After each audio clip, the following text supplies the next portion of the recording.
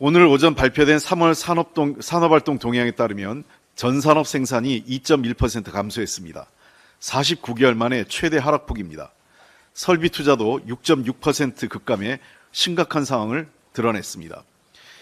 현재 경기 상황을 보여주는 동행지수 순환 변동치와 향후 경기를 예측하는 선행지수 순환 변동치 모두 감소했습니다.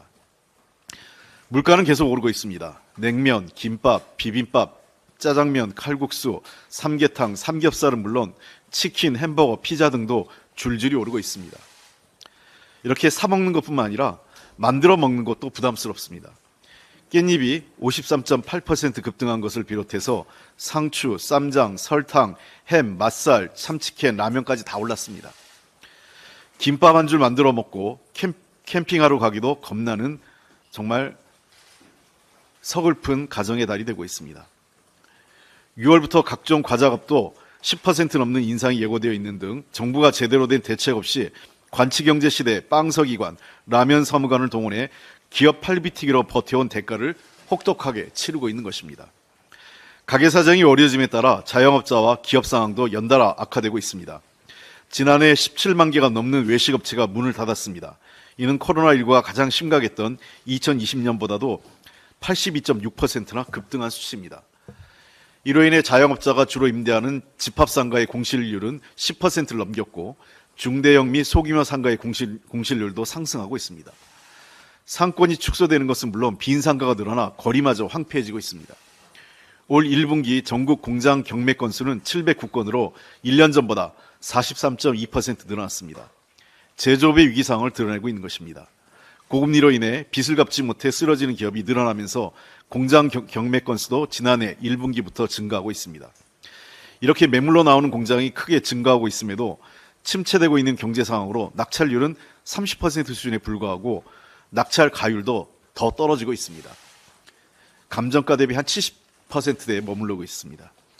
가계 기업의 상황 악화가 국가 재정 부실로까지 이어지는 악순환의 고리가 만들어지고 있어 보다 적극적인 정부의 대책이 필요합니다. 현재 어려움을 극복함과 동시에 첨단 산업 등으로의 산업구조 전환과 공급망 재평 등에 능동적으로 대처해 미래 성장 동력을 살려야 하는 중요한 시기입니다. 세계 각국이 모두 사활을 걸고 모든 역량을 쏟아붓고 있는데 우리 정부의 대응은 미흡합니다.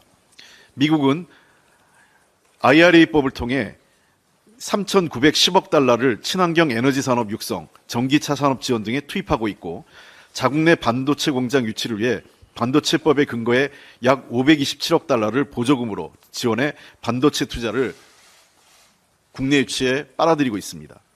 EU는 430억 유로 규모의 반도체 보조금 지급 계획을 담은 반도체법에 이어 최근 유럽판 IRA로 불리는 탄소중립 산업법을 통과시켜 태양광, 배터리 산업 등에 대한 보조금 규제 완화로 유럽에 대한 투자를 유도하고 있습니다.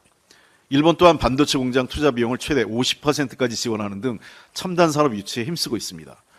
그러나 윤석열 정부는 반도체 등 첨단 산업 투자에 대한 직접 지원 정책 없이 15%에 불과한 세액 공제만으로 글로벌 첨단 산업 전쟁에 임하고 있습니다. 이미 많이 늦은 시점인 현재 반도체와 배터리 산업에 대한 보조금을 적극 검토하는 수준에도 다다르지 못하고 있습니다. 정부가 매우 어려운 상황인 민생과 경제의 버팀목이 됨과 동시에 미래에서 낙오되지 않기 위한 국제적 경쟁에서 살아남기 위한 보다 적극적인 역할을 해야 하는 중요한 시기입니다.